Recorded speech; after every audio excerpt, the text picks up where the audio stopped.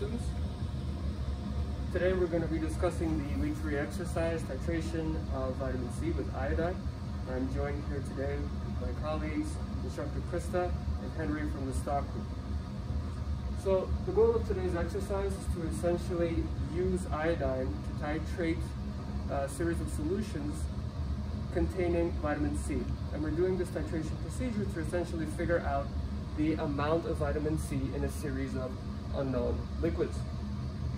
So before we get into a discussion of today's procedure, let's take a step back and discuss some important background information.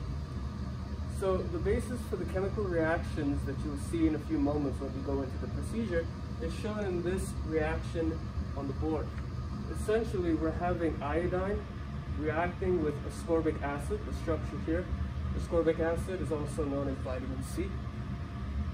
And then if you look at the products on the right side of the reaction arrow, you see that we have 2 I- or 2 negatively charged iodine ions, 2 protons, and a molecule of dihydroascorbic acid. So what exactly is going on here, and how is this related to your activity for today? First up, I want you guys to pay attention of how iodine changes. Before the reaction, we have neutral iodine with the superscript of 0. This means that this I2 is uncharged.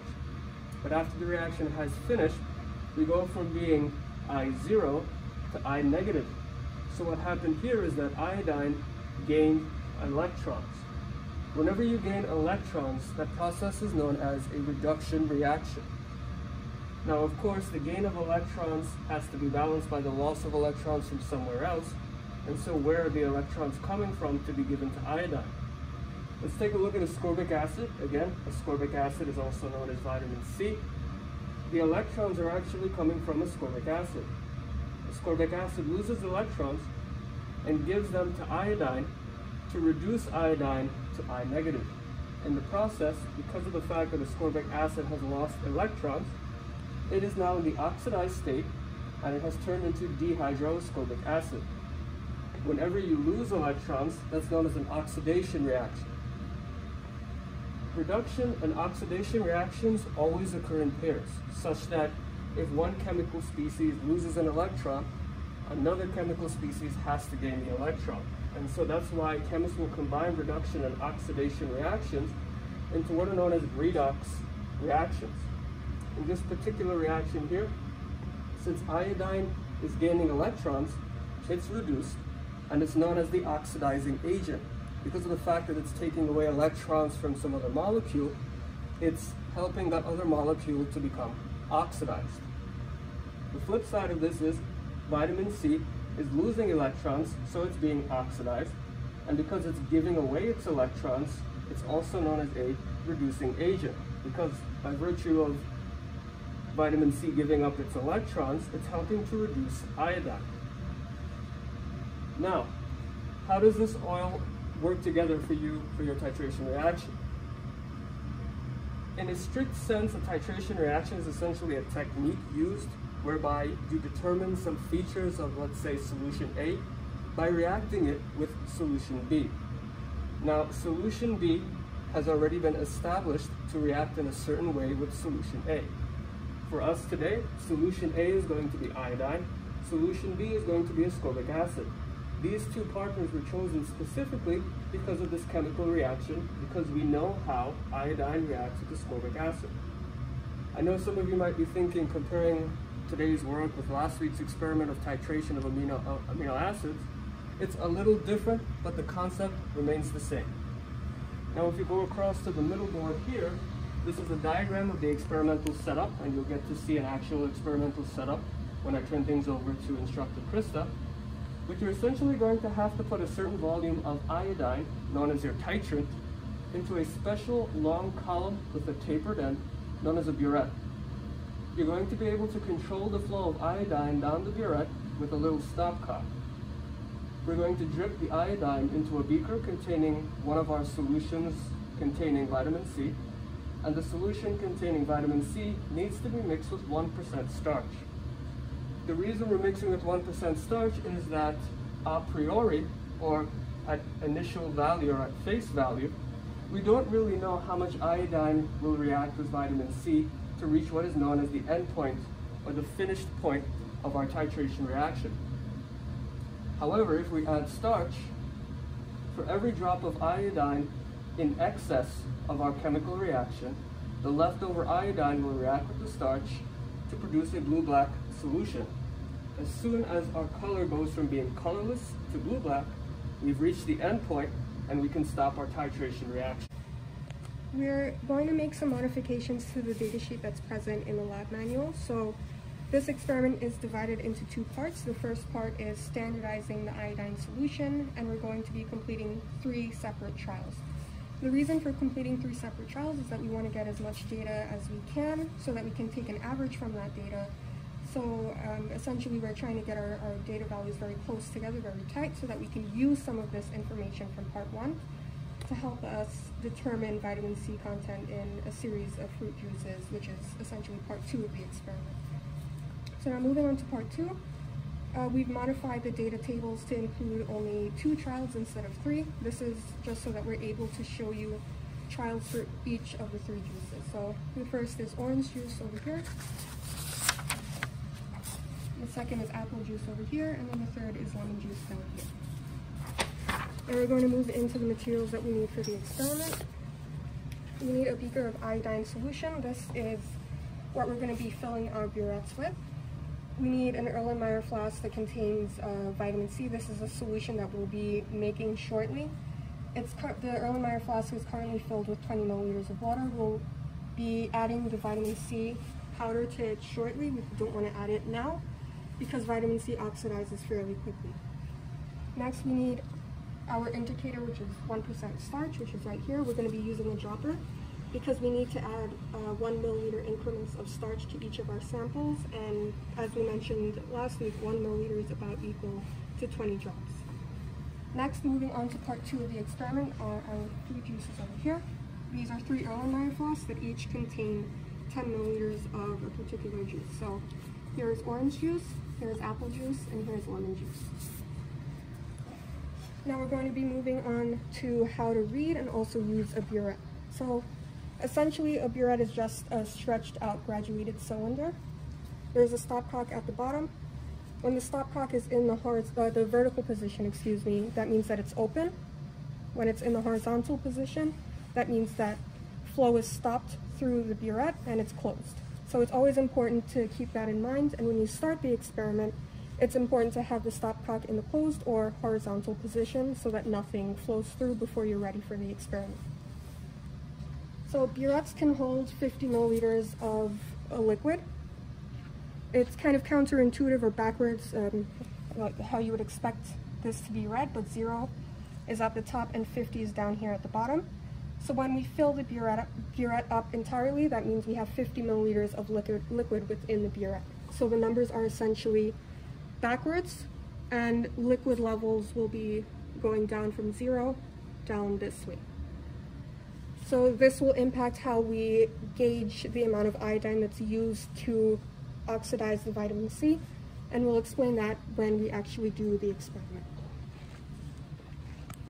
We're going to get started with the first part of the experiment, which is standardizing the iodine solution. So our first step is to weigh out approximately 0.01 grams or 10 milligrams of ascorbic acid powder, which is right here.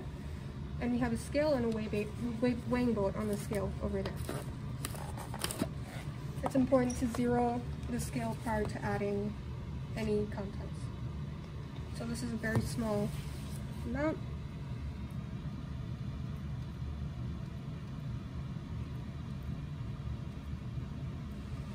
Okay, that's fairly close.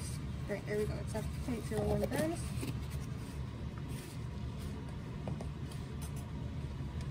Now we're going to be taking the ascorbic acid powder and adding it to this Erlenmeyer flask, which contains 20 milliliters of distilled water.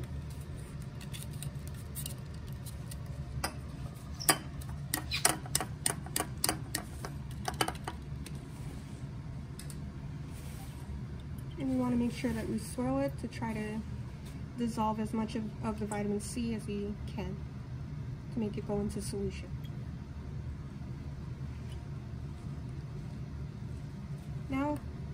we're going to be adding our indicator. We're going to be adding 1 milliliter of starch to the Erlenmeyer flask. 1 milliliter is roughly equivalent to 20 drops.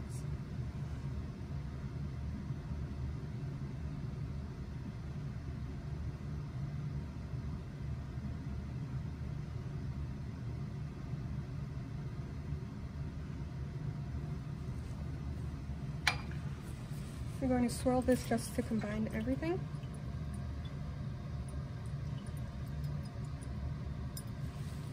And now we can begin the experiment. So the burette is already filled up completely with 50 milliliters of iodine solution. The stopcock is currently in the horizontal position, meaning that there's no flow of iodine through the burette. We're going to turn this vertically now to allow the iodine flow, and we're also going to be swirling the Erlenmeyer flask at the same time that we're adding the iodine.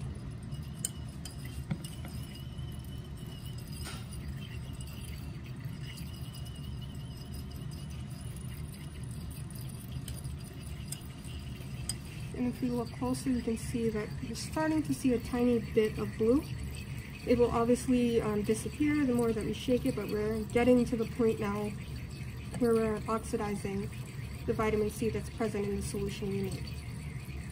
So we will stop with our titration when the entire solution turns blue and stays completely blue.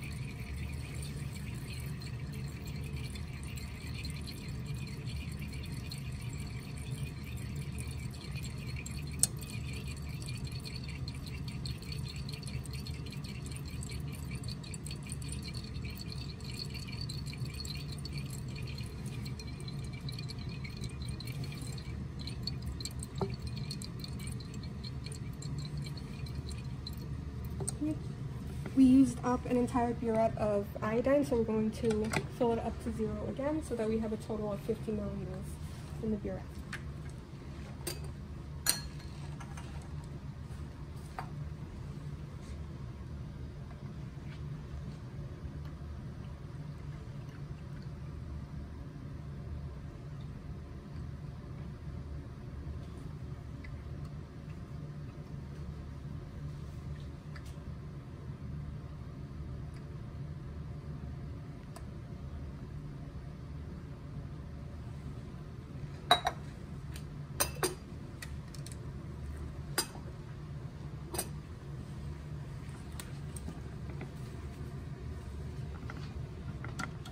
So at this point, we went through one aliquot of 50 milliliters of iodine. We're going to be entering our second aliquot of 50. So this would mean on our data sheet that the initial burette reading is not 50, it would be 100. So again, I'm going to keep adding the iodine solution.